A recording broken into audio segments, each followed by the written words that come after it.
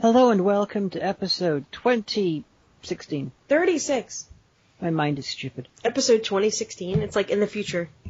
Yeah. Yeah, see, that's why Lesbian Talk is so damn important. We discovered time. We discovered time travel. Da-da-da. You can thank me later. You discovered time travel personally?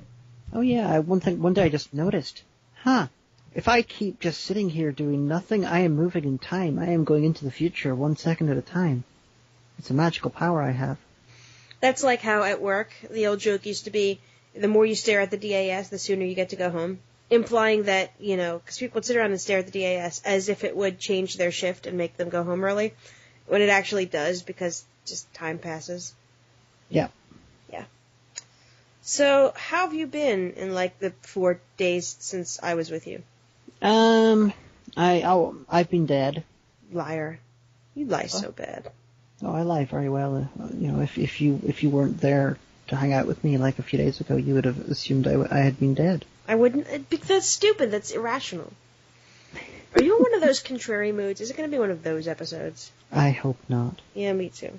So, in case you didn't realize, the reason this episode is slightly delayed and the last week's one was slightly early is because Omega came over to visit me for about 4 days, and we did not quite have enough time to do an episode while we were together. Forgive us. Although we did some vlogs though. Yeah, we did 2 vlogs. We saw Thor. We watched The Last Starfighter, and then pretended it was Ender's Game because it's basically Ender's Game, but not shit. Ha! We trolled everyone except no one. That episode, that's actually going up in Tigwatig. This should be up.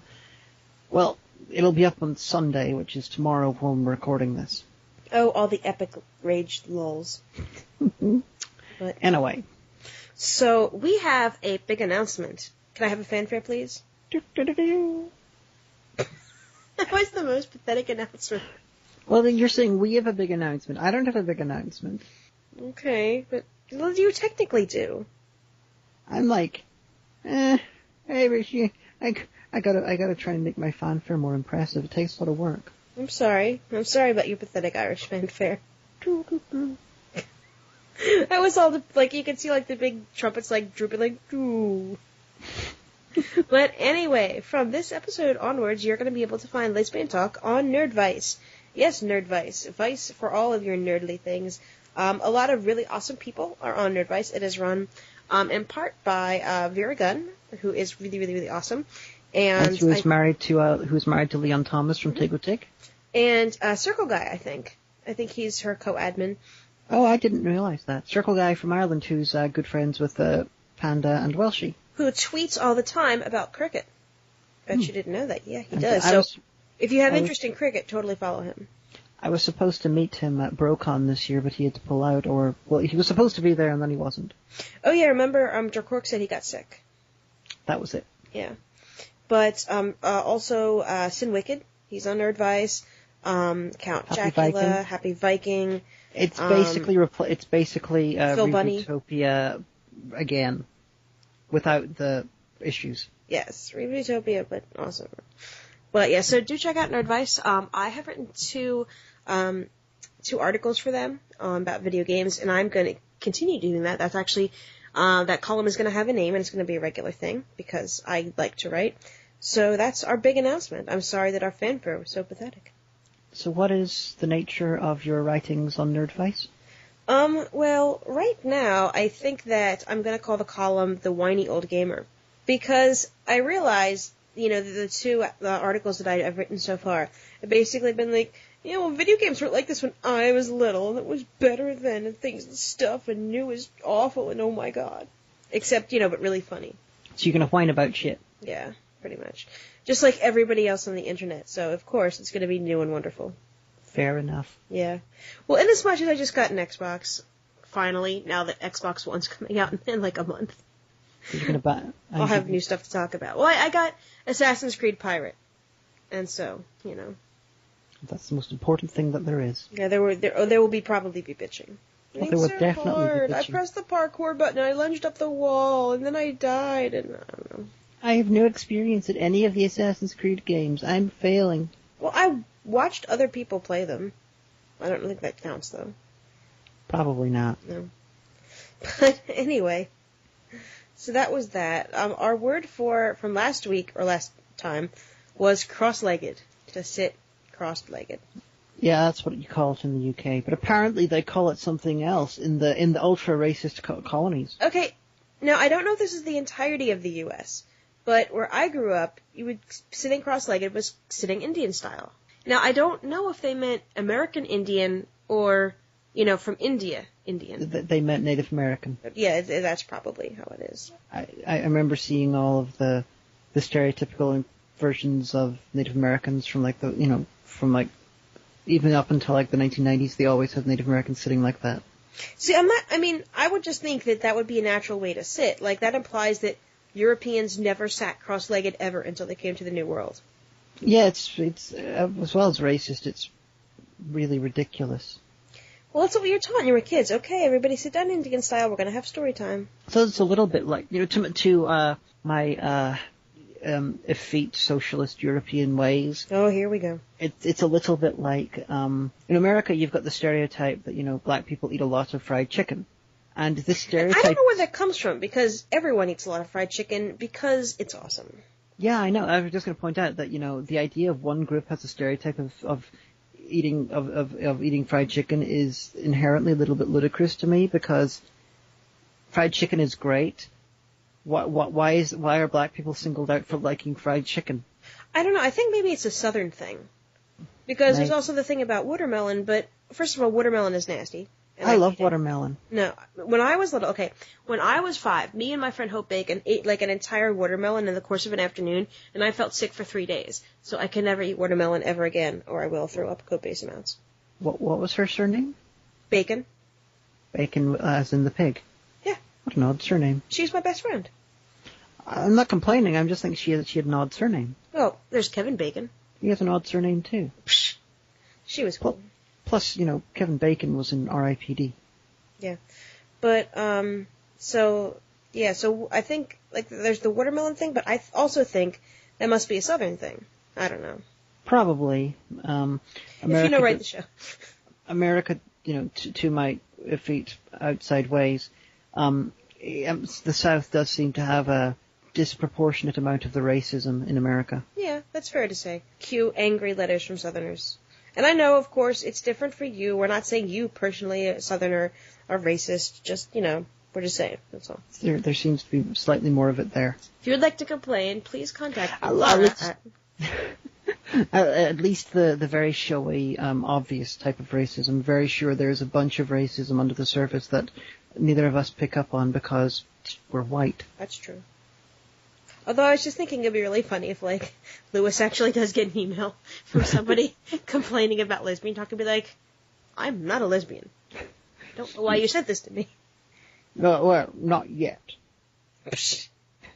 That's true, because if we do the thing, the secret awesome thing we're thinking about doing at MagFest, he may be an honorary lesbian for the night. We'll see. And no, it's not sexual. Stop that, all of you. Well, yeah, if I would be happy to have Lewis on the show. I was just liking to suggest that Lewis was going to have alterations and become a lesbian later on. I thought that would be pretty See, neat. I was thinking the innocent way, I guess that would be nice to have him on the show. Yeah, we should probably, see what he wants. But you're like, major body alterations. You too can become a lesbian. But I guess it was, going back to, the Indian style, I guess it was a thing because when you're little, when you're first in school, that's one of the things they first teach you because, once you get kids calmed down from the summer, it's kind of, nearly November anyway, and then you go into the Thanksgiving unit and you're like, Pilgrims and the Indians sat Indian style. Do you want to be an Indian too? You can. And then you have a little play. How did the Pilgrims sit? Probably on chairs. Oh, so the Pilgrims got chairs and the Indians didn't. Oh, see, that's racist again.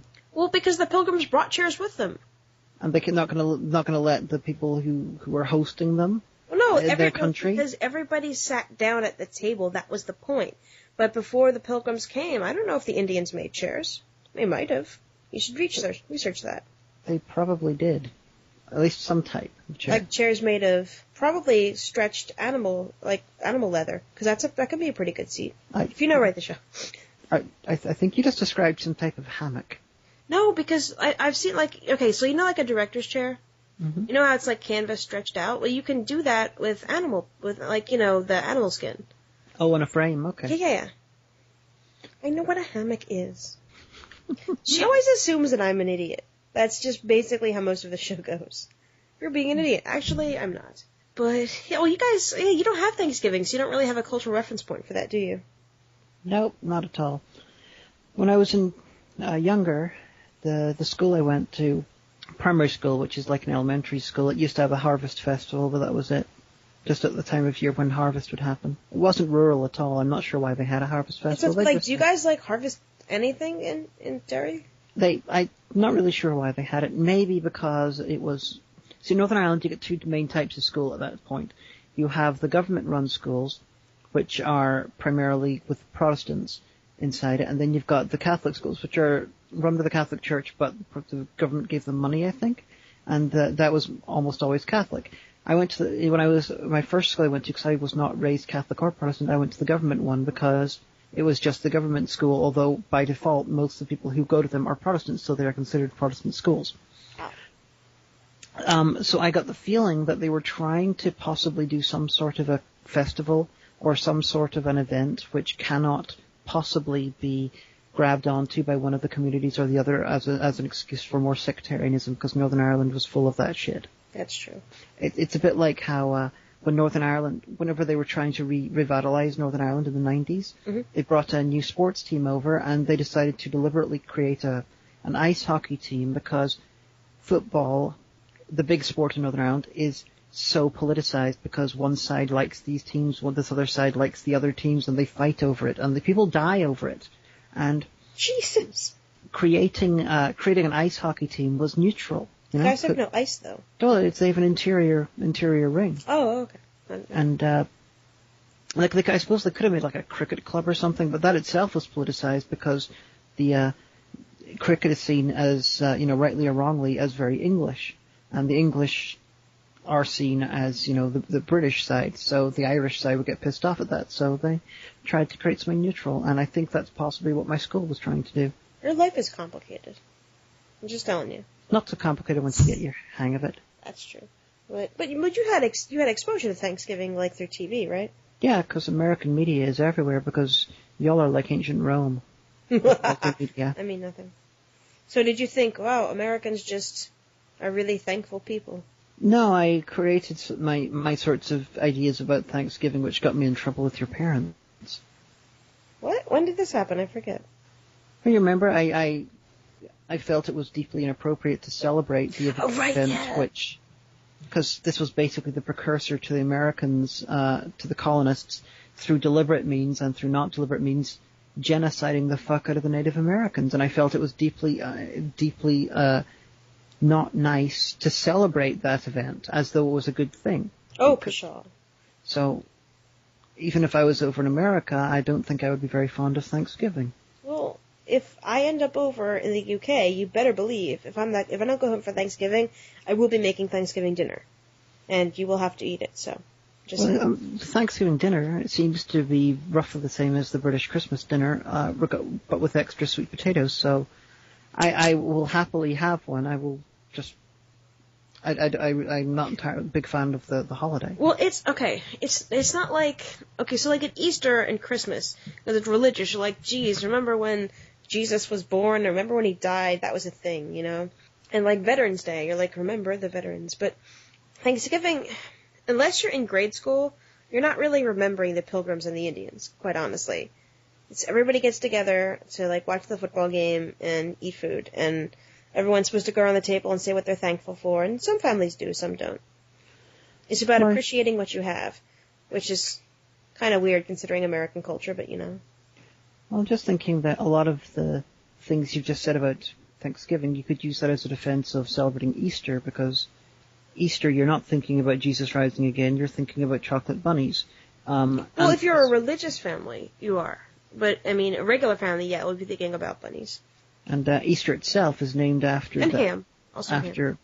After Oyster, I think, or Auster, or whatever you call it. I think she was some sort of fertility goddess or something in Celtic times. It's, Although at one point, we're going to have to get into England at some point during like Easter sort of time. I really want to watch a maypole live with you. Oh, I've heard about that, and I've seen it in music videos. Where in case you're wondering, the maypole is a traditional English folk thing where you have people dancing around a big pole with ribbons, and it's the pole symbolizes the phallus. It's a penis. It's a big penis. Yep, and it's a fertility symbol, and it happened in the Wicker Man, and my memory the original Wicker Man, and if I'm not wrong in my memory, they were naked while they were doing it. I participated in a maypole thing, although I was not naked at the time. This was many, many years ago when I played in one of the most kick-ass Changeling the Dreaming LARPs ever. Just saying. And the Beltane game was being held at the farm of two of our players who were married, and they had a horse farm in New Jersey. And so we had they set up a whole big maypole, and it was really great. And my friend got so drunk he puked all over their porch. Amen. Tisk. Well, yeah. I didn't get drunk. But you know who never talked about maypoles? My dad. Well, apart from him. HP Lovecraft. He might have. You don't know that. Actually, he probably did at some point. I'm just using that as a really bad segue. Let's talk about Lovecraft. Yay! Because this has been inspired because, well, we talked about Stephen King a few episodes ago, and... Like last episode. Was it last? I thought it was a couple ago. I think it was last, honey. Oh, well. But one of the things we did manage to have time to do whenever Omega was over is I showed her In the Mouth of Madness because I know that she really likes literary horror and Stephen King and Lovecraft and all. And I thought she'd like to see a film that's like a salute to that. Even though the film's not brilliant. It's alright, you know. What did you think of In the Mouth of Madness by John Carpenter? Well, I really wish we could have been able to watch it on something other than my laptop, because that was kind of inconvenient. But I thought it was good. There were a few script changes I would have made, the few little plot changes I would have made that would have made it better. But on the whole, it wasn't terrible. It wasn't the caliber of the stuff you usually make me watch. That's the second John Carpenter film I've made you watch. What was the first one? Big Trouble in Little China. Oh, right. Well, I saw John Carpenter's Vampires many years ago in theater. I quite like John Carpenter's Vampires. It came out the same year as Blade, and they were like two very different takes on vampires, but they were both attempting to be cool in very different ways. But, you know, I mean, I definitely did like, there was a point where I stopped and said, no, see, do you understand why that works? And you were like, no. I'm like, let me explain to you about this short story and why that's awesome. Yeah, you're talking about Pickman? Pickman's model, yeah. And just the little attention to detail like that. It just really makes it for a fan, you know. Yeah, for anyone who doesn't know, In the Mouth of Madness is Carpenter's salute to Lovecraft, and it's... Via Stephen King. Yeah, Sam Neill is going into this, trying to find this missing horror author, and he's actually discovered, the great old ones are feeding him these stories so he can, like, destroy the world and stuff with his writing, which drives people insane, a la the protagonist in a Lovecraft book, and it's far from perfect. There's severe issues, especially with like the practical creature effects, which should have been kept off screen. Yeah. But I liked what they were attempting to do. Oh yeah, I mean, I can definitely appreciate that. Plus, it had one of the most beautifully silly horror moments in film history. At some point, I really want to do a video just of the most surreal scares ever.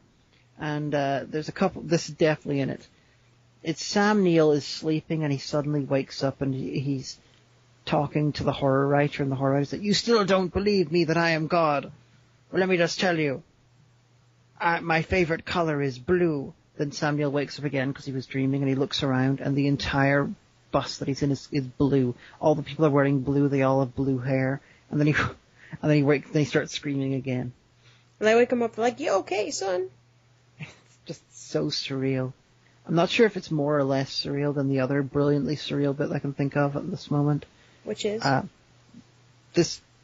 forgotten the name of the Australian film, but it was remade in America as Nature's Grave, but... Never heard of it. Starring Jim Caviezel, but the original one had this brilliant thing. It's got like an off-screen zombie manatee. What? Yeah, this film has no supernatural elements. It's just these two people are dickheads and they're in the woods, and then they end up getting killed by nature. But they have this little bit where they shoot a manatee, and then off every night they hear screaming from where they shot the manatee, and then in the morning they go down there and the manatee's body has moved and it's approaching their camp. And this happens like over 4 nights, and they bury it every night, and it like digs itself out of its grave off screen. It's so surreal. And then one morning the guy wakes up and he's like inches away from the manatee. He's just like, waking up. Holy shit, ah! Time to go. Back up the car. Oh, I've forgotten the name of that. Long Weekend? Maybe that's it. I forget. I think it is, because I think I've heard of that before. Isn't it Australian? Yeah, and it was remade. America did a remake, and I haven't seen the remake, and I doubt that scare is in there. So you are on a mission to try and find a good adaptation of Lovecraft. Yes. How goes your mission? Not very well, really. I mean, the difficult part about Lovecraft is the fact that is exactly what made him so brilliant. And yes, I know, he was an incredible racist. Yes, I'm aware of that. And I'm not going to make any excuses for him. Yep, he was a pretty big racist, yeah. But one of the things that did make him brilliant as a writer is he understood that anything that you describe is automatically less scary than anything somebody can think of. Because if you leave something undescribed, the reader's brain is immediately going to go to the thing that scares them the most. They won't actually, that's why sometimes, in writing it's always show, not tell. But you can spare your hand a little bit, especially when you're writing horror, because when you tell too soon, it can be like, oh, it was creepy and delicious before, but now I understand it's so meh. But part of the fact that, a lot of Lovecraft stuff is described as, the undescribable horror. And, we used to have, back in high school, used to say, I turned around and I saw the sight that immediately lost my sanity. I woke up in the gutter 3 months later missing 5 fingers and stuff like that. Is the fact that so infrequently does he describe what the actual horror is. And I think that's better. And the problem is when you try to do that, practical effects with CGI, with anything, it can come across not very scary or even silly. Yeah, they should have. Honestly, if John Carpenter had done this with the practical effects like The Thing was amazing practical effects, and those effects probably could have worked, but the ones in Mouse of Madness, they should have been kept off screen. Yeah, that was kind of silly. Yeah, and it wasn't good quality. It's really disappointing that this is the came from the guy who did The Thing. But a film that deliberately does not explain what's going on, honestly, I know of a film that does that, but it's not a Lovecraft, and you've seen the film and you don't like it. Which one? Kubrick's Shining. Meh. Kubrick said that his approach to it was based on Lovecraft's thing. That's why the film is one of the least understood or least explained horror films in itself. Well, is it possible that Kubrick was trolling? We're I did that for a reason. It's all part of my grand master plan. What is it? I'm not telling you. Oh, I died. I'm doubting it. Kubrick, based on all the stuff I've found out about him, he was... Honey, in all things you must ask yourself, was he trolling? It's possible, though I doubt it. He seemed to be very deliberate in what he did, although he did admit that the only reason he made The Shining was because horror was very big and he was tired of making movies that no one was going to see. So he deliberately did something that would be a success financially. Sell out. Yeah, at the same time, and he took Stephen King at the start of his, when Stephen King first hit big, he deliberately was trying to create a commercial film, but being Kubrick, it didn't quite work. Being Kubrick and being naturally insane. Oh, he wasn't insane. He was a bastard. He was terrible to his actors. He was terrible to his actors. He basically, like Hitchcock, he saw them as basically part of the scenery. That's terrible. What a horrible way to be. Well, different directors deal with people different ways. Well, you should always deal with people in a good, polite way. Unless they're, attacking you or, trying to rape you or something. Well, I will quote Hitchcock. Pain is temporary, film is forever. Wah. Yeah, and a lawsuit, that's even worse. And yet no one lawsuited them. Because that was back in the day. Lawsuits hadn't been invented yet. But, the Kubrick thing, like, he took the original Stephen King book and he sort of used it as a very broad roadmap for what he was doing. There are, like, this, it's quite weird. There's a lot of things in there which make sense if you've read the book. Like, the stuff about, there's all these information about how to dump the boiler and all that. All these shots of the boiler getting, getting more and more dangerous because Jack Nicholson's forgotten to dump it and everything. But the payoff from the book never actually happens in the film. The explosion of the boiler? Yeah, it's like, it's there, but it doesn't make sense in a film 3-act structure. It's like showing off a bunch of Chekhov's guns and then not using them. And like, there's some very random scares, like the infamous one with the guy in the bear suit, giving the guy a blowjob. Although it's not really scary now that we have the internet and know about furries, so. Well, the scene there, it doesn't make sense in the context of the film, but if you're familiar with the original book, it does make sense. I think Kubrick, what he was trying to do, was sort of what he did with 2001, where he was trying to art house horror movies as well as trying to make something that was unexplainable. So he was taking the original things and then sort of using the bits from the original book as construction materials to make a film that makes no sense. I see. But he was, well, not no sense. It made sense to him, obviously. He was trying to make it. He was using these pedestrian bits of the book which make sense in the book, just disparate elements to try and create something that is not explained. Yeah, but see, the thing is, there's a difference between not explained and the unexplainable. Like, that's the whole thing with Lovecraft, is that things were unexplainable or undescribable or incomprehensible. Not because it was confusing, but because it was something that was so above the natural paths of human thought and reason. With films, and that made it different, and that made it good. In films, it's on that Kubrick. It's harder to do that in films. I know. Well, that's the whole problem with it. With him, based on the information from producers and stuff, Kubrick did have some sort of a master plan for The Shining, but he deliberately did not make it easy to understand, because I think he was trying to do a Lovecraft, but in the language of film. Well, see, that's what happens when you're a bastard to people. You end up that no one understands you. Amen. And because no one understands you, but people recognize it's a good film, you actually end up with a situation where you've got an entire documentary dedicated to trying to decode the film. That's stupid. Why do people waste time? Well, the film is a magnet for film-based conspiracy theories, and my personal favorite is Rob Agger. Some of his stuff, it makes sense. A lot of it is just fucking crazy.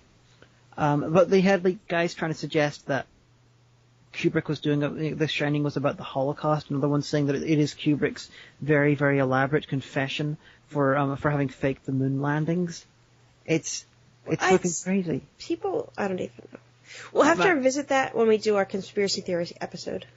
Okay. But my favorite take on what The Shining's about is it's a mixture between a microcosm for the history of America, in that Native Americans got shat on and then black people got shat on, but also it's about family sexual abuse. Yeah, and if you're curious about how to get those things out of The Shining, look up Collative Learning. Rob Agger does these things about it, and some stuff he does is completely out there, doesn't make sense. Some of it does make sense if you know the film. He's like a mixture of, he's like a clock that's right about a third of the time. Speaking of being right, I'm not speaking about being right. There's no segue there. So we have been given actually another track from Tar Records. Now I'm not sure if this was also by 196 Slayer. They did not differentiate. But honey, what is it called? It is called Snarly Rock Album, and which is a really interesting title because Snarly Rock Anthem. Sorry. And it's really interesting because there's no snarls. There's pretty much no rock, and I'm not sure it's an anthem. So they're probably being tongue in cheek, like all like. What an ironic song title. Dun dun dun. But it's still it's short and funky. And we'll see you on the other side.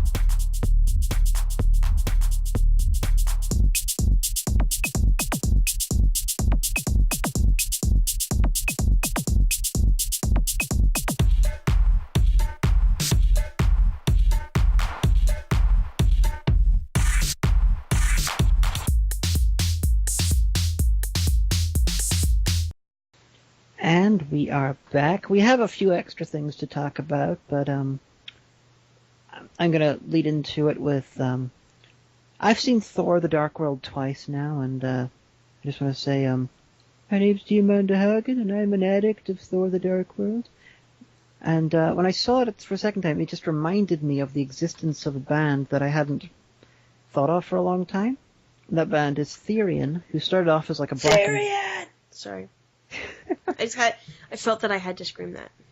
They started out as a sort of blacky, death metal-y type band, and by about their fourth or fifth album, they just went full-on operatic. And I mean the best opera metal band there is. You know, Nightwish can go fuck off. Hey, I like Nightwish. Epica, Within Temptation, even ones like The Vision Bleak and all, go fuck yourselves. Therion was where it's at. And then So they got two turntables and a microphone? No. They got about five or six opera singers. There's a Beck song called Where It's At. I got two turntables and a microphone. Where it's at. Anyway, continue. They and it's not like the usual opera metal setup where it's like metal, but then you've got like a singer who can do like a passable opera voice or actually an opera singer.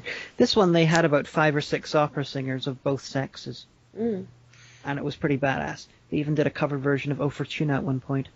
But then they released, in roughly around 2000, they released The Secret of the Runes, which is a concept album based on the realms of Norse mythology. And it is a nearly perfect album, and I was enjoying re-listening to it because it's fucking great. So if you're is there a song about Loki? No, it's about the realms themselves. Damn it. So you got one on Vanaheim, one of them about Jotunheim, you got one about Midgard, one about Asgard and all. And what about Anaheim? California. That's Vanaheim. Anaheim, California. The best realm. Oh, it's from Vanaheim. Okay. But then of course the bonus tracks are just silly because they have like a cover version of ABBA's Summer Night City done opera metal style, which is just random. But if you want to try a new opera metal band, try them. I mean, I've listened to Therion's later stuff, and I'm not a big fan of it. It's like they're in their third era. The first era was black metal. Second era was opera metal. Third era is like opera-ish, but much more generic in the opera metal style. Not so much like a... In their mid-range, which Secret of the Runes is from, they're basically like a classical sort of composer somehow got stuck in a metal band and he's making the best he can do. So would you go so far as to say that this is Diamanda Hagen approved? Oh yeah. Bing. It's really not Bing the search engine, but like Bing. So yes, I have done enough plugging there. Okay, so now it is time for everyone's favorite part of the show, if you believe him, Giovanni's Trivia Fact. And Giovanni, are you with us today? Yeah, boss, I'm here. How you guys doing this week? All right, I can't complain. Much better now. Yeah. Flattery will get you pretty far, actually. So I thought because we all just went to see Thor 2 and we were talking about it, we should have a fact about Thor. Did you know that Thor once dressed up as a bride to deceive a frost giant who stole his hammer? It's true. The frost giant had determined that he will return the hammer if he could marry Freya. Thor dressed up as Freya, and when they pulled out the hammer to bless the wedding, Thor picked it up and killed the frost giants. I bet that was an awkward reception, but yeah. I don't know if that counts really as a fact, but... It's mythology, so it's fact for those who believe. Fair enough. I would love to see that scene in a movie. That'd be pretty cool. And this girlfriend would be like, all like, what? What? Just imagine you've got that, and then suddenly, because you know all the fangirls of Chris Hemsworth and Loki and all? That would be... Are you kidding me? That whole GIF set, that would light up Tumblr. It would be like the most Tumblr thing ever. Like, girls would see it and come to orgasm immediately. You know, because they're dirty mammals. And then have the same film, have Loki turning into a mare and having sex with the stallion and then giving birth to Sleipnir, Odin's horse. Yeah, that would be a different part of Tumblr, actually. But anyway, it's time for me to go because I have yet to see Thor 2, so I'm off to do that now. My adoring public, I will see you next week. I hope the cinema you goes to has a nice water tank for you. He can't hear you, he's gone. I hope nobody sits on him. He could bite them with his claws in their butt. Well, if it has a water tank, that means he can watch comfortably. Well, maybe that could be in the disabled part. They could wheel a water tank there for him. Yeah. Well, he can breathe outside water. I mean, do you think that I live underwater? Yes. No. No! Anyway, now it's time for one of my favorite parts of the show, if you've listened to me, which you are. One Time at the Store. If you're just listening, if this is your first time, I have worked for a large chain bookstore for about 10 years now, and I have pretty much seen it all, and today is a story about that. And if this is your first time listening to Lesbian Talk, then I'd just like to know what drew you to the show in this particular episode over any others. We are real lesbians. Maybe I'll title this something really amazing, and it will be something that a lot of people search for. So, because sometimes we'll get like wild numbers on an episode, and the best I can figure is that it matched some kind of popular search result.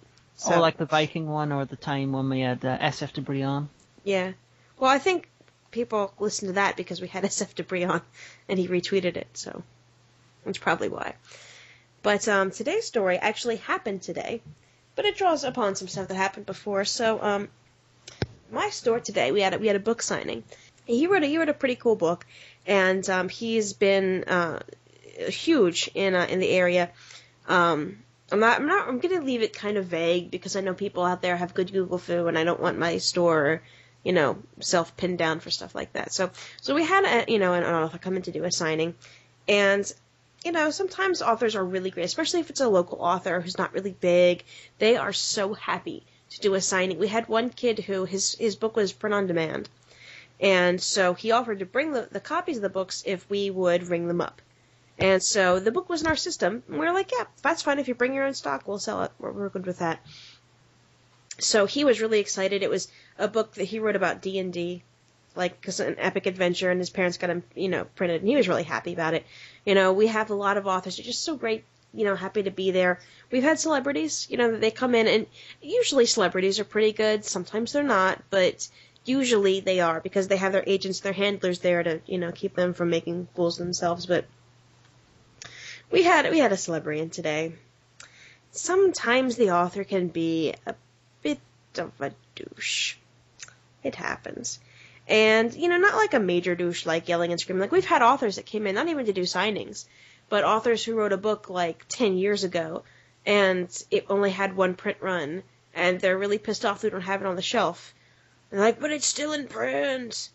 That's great. Your publisher's not paying for it to be on the shelf anymore. The book's not modeled. Nobody's buying it. And some authors come up and they'll say, I'm the author. I'm going to sign this book. And you say, can I see your ID? Because, you at least want to know it's the author. And they get all, huffy about it. But sometimes, and it's really awkward. You don't know what to do when, the author is being a douche to you. And, how come you don't have enough copies of my books?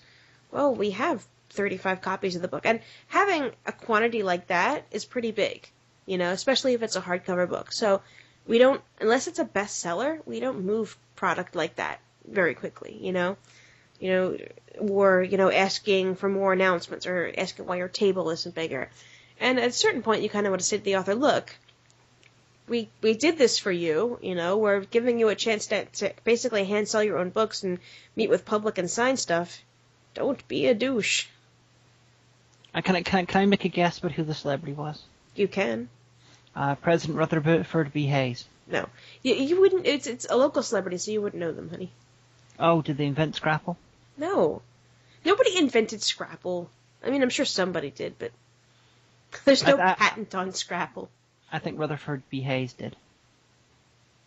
Okay, honey. Because you know what they say about him? No, He doesn't Rutherford behave. I don't even know who you're talking about. Rutherford B. Hayes, and one of the presidents of the United States. Oh, one of the unimportant ones. Yeah. One of the ones that no one cares about. No one except for me, apparently. Yeah. I think you just like to say Rutherford B. Hayes. I just thought it was amusing. You could do it all like Mike Myers and Austin Powers. Oh, Rutherford B. Hayes. Sorry. I have to apologize. I'm in the weirdest mood. I came home from the UK with a kidney infection, so I'm on very powerful medications right now. See, that's what happens when you pick up, random sheep in Ireland and then, stick them in your kidneys. How does that even make any scientific sense? I don't know. That's just my assumption of how you so. got a kidney infection. No, it's probably bacteria, I reckon. That's what happens. That's what an infection is. Well, no, they gave me Cipro and all sorts of other stuff, so I'm kind of out of it, but... Oh, my goodness. But, yeah. Guess what's happening? In now less than 2 weeks. Rutherford B. Hayes is coming back to life? No, stop it. Leave Rutherford B. Hayes alone. Leave him alone! Let the poor man lie in his grave. His grave that no one knows where it is. Well, if he's a president, it's probably in, like, Arlington or something. I don't know. I think very few presidents are buried in Arlington. Yeah, but I think if you're a president, you get to be buried somewhere special. I really think that's the case. If anybody knows, write the show. Yeah. But, it just occurred to me that we say that so much, and I say it because a podcaster I used to listen to, like 7 or 8 years ago, would always say, if you know, write the show. So, if you tried to write to either of us, and we didn't answer, that's why. Well, if you want to write stuff, you can send it to me on my Facebook group. That's the best way to contact me with anything more than like a tweet. Write us a love letter. Or also, like we said before, if you have a band, or if you promote a band or anything like that, and you want to promo your music, just send it to us with some of the cover art, and we'll play it, just like we did for Tar Records. Oh, I just did some fact checking, and Rutherford is not buried in Arlington. Where is he buried? Ohio. That sucks. I wouldn't even want to live in Ohio, let alone be dead in Ohio. Well, he was born in Ohio, so he was used to it. No offense, my best friend's from Ohio, but it's kind of a douchey state. It's like second place Florida. It's like if you hear a horrible, weird, awful story, if you hear like a what the fuck is wrong with you kind of story, and it's not Florida, Dimes for Donuts, it's Ohio. Just saying. But no, in 2 weeks, Rutherford B. Hayes is not coming back to life, but the Doctor might be. The Doctor's not dead. Well, some of him is. At least 10 other incarnations are, or 11, depending on what happens next in 2 weeks. But we're talking about Doctor Who? Yes. Because they've just uploaded another trailer for the 50th. Is it the one from last night? No, a new one. A new one. I'm gonna have to watch it as soon as the episode's done. But I had a dream about Doctor Who last night. I dreamt that we were a whole bunch of us, like not us like you and me, but like me and like Dream Extras, were in Acme, the supermarket, and I had my old Walkman radio, and I was adjusting the FM band, and I heard like Daleks communicating with each other, and I was trying to tell the people I was with, no, those are Daleks, I know what they are, because I was a companion. Like, I'm not sure what Doctor I was a companion to, but I was a companion, so I'm like, oh, I know what Daleks are, and I'm trying to explain to people. They're these robots, and they exterminate everything. And so, in the dream, right now I have a Galaxy S4, but in the dream I had my old Pantech Slate phone from, like, 6 years ago. The Pantech Slate was not quite a smartphone, but it had a full QWERTY keyboard, which is why I got it. But I was desperately trying to open the Hotmail app so I could email the Doctor to tell him about the Daleks. And that was my dream. But, let's see, the trailer that they released last night, or that got released early through South American television, I don't know, because from the look of it, it kind of seemed to imply that John Hurt was an incarnation, let's say, of the Doctor, during the Time War. And I'm really concerned that the Day of the Doctor will have him undo what he did in the Time War. And I don't think that's good for the character. I was like, hey, look, there's spider Daleks flying around. That's a nice reference to the unmade stuff in the 90s. Apart from that, as far as I'm concerned, everything about this 50th anniversary sort of episode looks like it's a mistake. Everything from bringing David Tennant back to bringing Rose Tyler back, and even as far across as introducing a new Doctor right in the middle. Just it's like, oh great, we don't get it. We get one last regeneration, and we have this off-screen Doctor. Fuck you, Stephen Moffat. But it could be an older version of the 8th Doctor. He could have got like corrupted. It could be. Although, in that case, why not just bring back Paul McGann? Yeah, I'm doubting that. Apart from everything else, Moffat clearly, it looks it's pretty clear. He wants to do it that 11's regeneration that 11 is the final reincarnation. That's what he wants to do, because you include John Hurt and you include the stupid cloning hand regeneration that David Tennant did in Journey's End. What about the Valeyard? The Valeyard is between the 12th and final incarnation. They never said what incarnation he was from. That's true. But then that would imply, because of the existence of the Valeyard, if Moffat is playing by classic Who rules, then that implies that there will be an incarnation after Peter Capaldi. Well, this one, it looks to me like he's trying to make it like Matt Smith is actually the 13th incarnation of the Doctor, so that they can get extra drama for Peter Capaldi being like the... Yes and no. I mean, because you already... Okay, so here's the thing. Back when Matt Smith first announced that he was leaving the show, and I think apparently he announced it because he found out it was going to be leaked anyway. Well, Nicola Bryant was tweeting, and she was like, why does it have to be announced? Wouldn't it be a better surprise to just see him regenerate and when you watch the episode?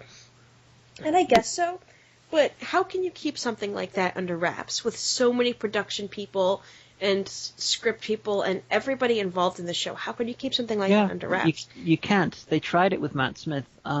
A full 4 months before the BBC actually announced it. They announced it only because a guy sent the email to the wrong person, and that's how the information got out. Oh, okay. 4 months before that, I was reading the rumor mill, and it said 12th Doctor would debut at Christmas. It was going to be called 12th Night, and 11 will regenerate. Will die then. Even at this point, Matt Smith's only comment was he would be back for the next season. So it seemed that this rumor would be false, but then a few months later it was proved to be absolutely right.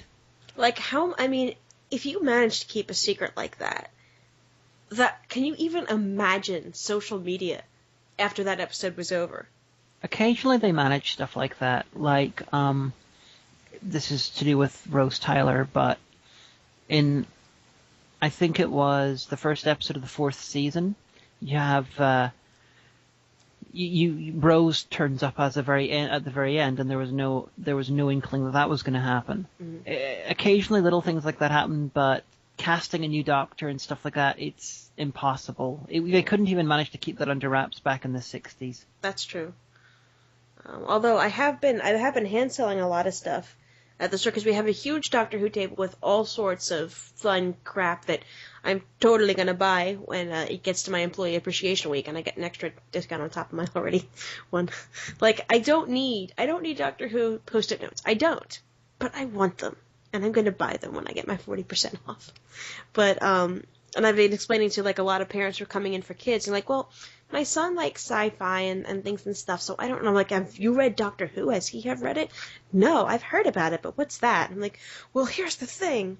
And explaining all the doctors, and I'm well, there's Peter Capaldi's just been cast. He's going to be the 12th Doctor, but that hasn't happened yet.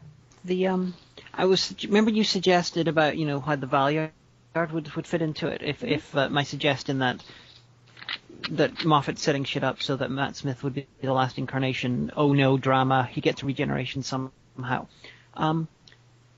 Unfortunately, Moffat doesn't give a shit about the Valeyard. Well, he should. Everybody should give a shit about the Valeyard. Moffat doesn't give a shit about most of Doctor Who. But you can't do that. You can't play that way. I mean, no offense or nothing, because, okay, so I know that basically, as far as the BBC is considered, there's Classic Who, which doesn't matter, and there's New Who, which makes money. But I don't think that they're two separate entities. You have to see them as an entire continuity. It's a bit difficult to do that. I admit that Doctor Who 2005 is pretty much where the show would have been in 2005 if it had continued, but it's jumping from the old to the new without the 15 years of the show changing slowly, naturally. It just feels a bit weird. It's a bit like jumping from John Pertwee's first season to the last season of Sylvester McCoy. It's the same sort of time period jump, and the things have changed that much in the same sort of way, but it would not feel quite like the same show. Well, I mean, okay, so Star Trek the original series and Star Trek the Next Generation had a very long gap between them. I mean, they took place in the same universe. You know, technology had moved forward a little teeny bit, but, you know, they had no problem keeping continuity. You know? And I don't know, I think it's very disrespectful that you have a whole entire, you have a whole entire universe that is so populated, it's almost like the Star Wars or the Star Trek universe.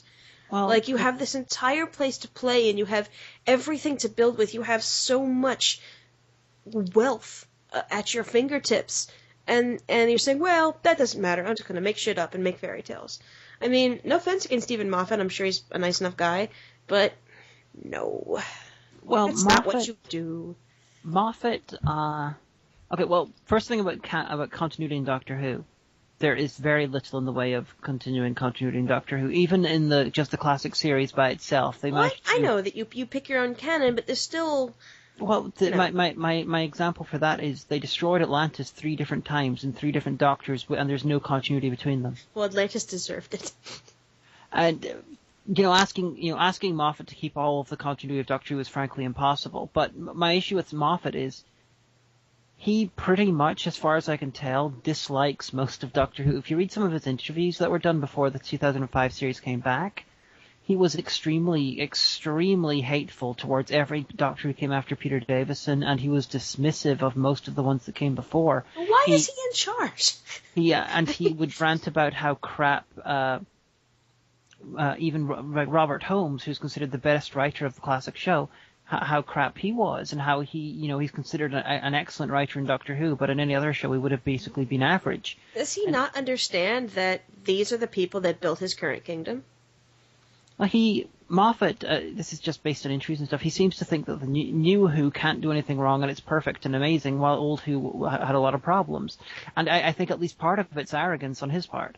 It is. I mean, okay, you have super CGI great effects, you have certainly a larger production budget than they did back in the day, but, I mean, you're helming an institution. Like, this is the 50th anniversary, not ever since 2005 anniversary. You know, I mean, you have to show deference to those that came before you because, again, they built the kingdom you now command. Well, and I think that having a flippant attitude is just terrible. It's like the 10th anniversary was the 3 Doctors, the 20th anniversary was the 5 Doctors, the 30th anniversary was Dimensions in Time. But Dimensions in Time, it was shit, but it featured John Pertwee, Tom Baker, Peter Davison, Colin Baker, Sylvester McCoy, the Brigadier, the Rani, a bunch of different monsters. It made no fucking sense, and it was fucking terrible. And in my personal headcanon, it was actually a dream that the 7th Doctor had after watching one too many episodes of EastEnders for some reason. Because it was a crossover with a British soap opera. What? Yeah. It was just... What? It's fucking terrible. The Doctor wakes up in the TARDIS, oh my gosh, companion, I dreamt that I was in Acme last night, right? Yeah, that would have been better. But the... Oh, speaking of all the Doctors together, I purchased last night Big Finish's The Light at the End. Haven't listened to it yet. But if you're thinking about it, hit up bigfinish.com and definitely take a look. Yeah, it features Doctors 1 to 8. Mm-hmm. Lots of companions. And I read the big, huge article about it in Doctor Who magazine this month. And it sounds like everybody had a real fun time. And if you get the special edition, it's $25 US. It's something like 15 pounds. But it's $25 US, and you get the 2-disc, a digital download of the 2-disc special, and 2 70-minute audio documentaries about, putting it together, and Doctor Who at Big Finish. An episode from the Companion Chronicles, the cover, and then a PDF, which is basically like the Big Finish catalog, that sits out this time. But if I may continue the anniversary episodes. I was plugging. Okay, that's fine. The first 3 anniversary ones, because they all look towards the past, which I feel is how they should do it, regardless if the story suffers a bit. Then the 40th anniversary, it had been 14 years since Doctor Who had been on the air, so no one was expecting a big event. People were hoping for it, but no one was expecting it. Even the 30th anniversary, it was meant to be a feature film called The Dark Dimension, which was going to be awful too, but the Cybermen designs looked pretty badass. But the 40th, we got a new 9th Doctor. And this is not Christopher Eccleston. This is the slightly superior Richard E. Grant animated Doctor from Scream of the Shalka. He looks really mean. I wouldn't want to be his companion. He looks mean. he looked mean. I liked that about him. No. But then the Doctor is nice. Then 2 years later, he got decanonized whenever Christopher Eccleston came along. It's totally like the Catholic Church. These are the saints that we know don't exist. These are the non-canon doctors. And there was the joke about how, in one of the books, about how the Doctor's timeline is really weird. He's got 3 ninth incarnations, because Rowan Atkinson, Richard E. Grant, Christopher Eccleston. Rowan Atkinson was like 5 minutes in a comedy sketch. That's cheating. Well, it was a comedy half-hour thing. It was the only bit of Doctor Who that the BBC themselves made for about 10 years. And it was a comedy thing, but and Moffat wrote that. And BBC, because of course they listen to our show, y'all need to get your priorities straight. Okay, I know that you think that Doctor Who is not very dignified, but again, this is being simulcast across the goddamn world. You have an empire again, if only for an hour. You know? I mean, think about that. Think about how many people all over the world tuned in at the same time to see the 12th Doctor revealed, to basically see a press release. This makes you money. Take it fucking seriously. And while you're at it, I'd like another season of Kingdom, please. Thank you. No problem. But the 50th anniversary here, this is the last 10-year anniversary that Tom Baker could possibly be in it. Likely, I hate to say this, but likely Colin Baker will be dead before the next one. Don't say things. I don't want to be horrible, but the guy he's like 70 and he's very overweight. Colin, he's not 70. He's in his late 60s. He's in his late 60s. He's my parents' age. Don't say that. He's also very, very overweight. Well, he could lose weight. He Colin could. Baker, if you're listening, please lose weight. He could. What I'm saying is that there's at least 2 Doctors who I think are likely not to see the 60th anniversary. This is the last. Even if they do live that long, they likely couldn't appear in it as the Doctor in any way at all. You're making me sad. This is why the 50th anniversary being used as an excuse, as Moffat says, to celebrate the next 50 years, to start that off rather than being mired in the past, really pisses me off, because this is the last chance to do this, and it's like, we don't give a shit. I want to do stuff about my own things and just celebrate the new show, and look, here we get some badly redesigned Zygons, be happy about that, you motherfuckers, rawr. Maybe Stephen Moffat will go to a convention and people can pay money to kick him in the balls. Maybe. It just deeply irritates me. I am willing to forgive this anniversary year quite a bit because of the really, really badly realized, but the really, really, really nicely intended bits at the start of the name of the Doctor. With Clara, seeing all the classic Doctors. That was pretty cool. I did like that. That was nice of them. And you showed that to my mom, right? Yeah. Okay. I believe I did. But the 50th anniversary is not impressing me whatsoever. I mean, partly because in my head canon, Paul McGann survived the Time War, and I would have loved to do an episode, like 20 years after this, when Paul McGann is William Hartnell looking, he's like really old and he looks like William Hartnell, because his Doctor looked like William Hartnell's but younger, and then the Doctor meets up with him and he's really old.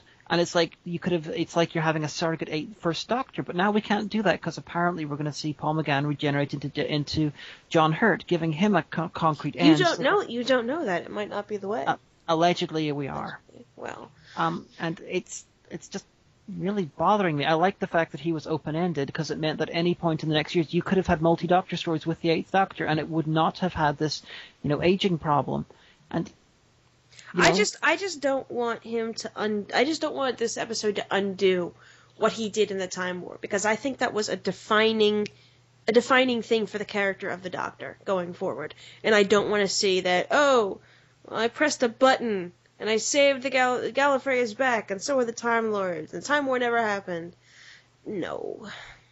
Keep that.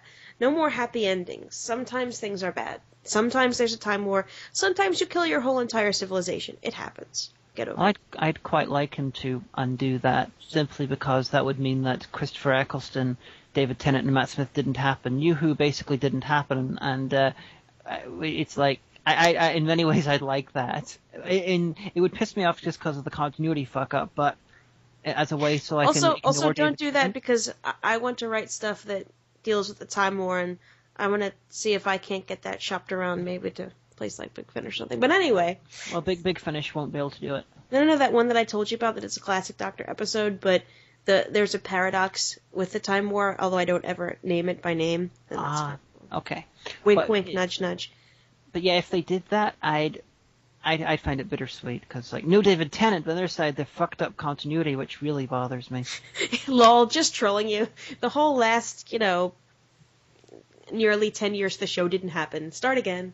Although I would be fine with them bringing back the Time Lords, but only if they're portrayed as they are in the War Games, which is them at their absolute best. Every single person ever since the War Games, which was Patrick Troughton's last story, every single story they appeared in since then ruined them a little bit more. And some of the people who did the ruining were very talented, other people weren't. I kind of like to see them as like the Romans, kind of like barging around the galaxy like, we have time travel. You can't have it. We're so awesome. Help us out, Time Lords. We will see. Perhaps we will. Perhaps we won't. We're Time Lords. I really got to show you the last episode of the War Games. The last episode or two of the War Games is like almost as good as the first episode of Unearthly Child as Doctor Who's best fucking bits. Well, maybe we'll watch it at Christmas because do you know what time it is? Dictionary? We're running over dictionary time. Oh dear, I apologize. No, but you had good points and you were really building up to that. I didn't want to stop you. That's okay. We'll probably talk about it a bit next week, and we're going to talk. Probably, if I can connive it, we're going to have an episode right after the episode airs. And I'm going to be. I should be doing a crossover with Last Angry Geek on the last episode on the 50th anniversary. Cool. But for now, I possess the dictionary. To what page shall I turn? 29. Yes, don't stop picking ones in the front. It's always going to be A, B, or C. Okay, then 211. All right. That sounds more respectable. All right, so 1 or 2? 2. All right. 17. 17. Endow. To provide with a permanent income, endow a school. To provide with a power or ability or quality, was endowed with great talents. There you go. Da-da-da-da. To endow. So I'm sure we'll find something to say about that. You're the best. Okay. So anyway, this has been episode 36 of Lesbian Talk. I have been the Omega Geek, and who do you want to have been this week? Patrick Troughton's wig. You.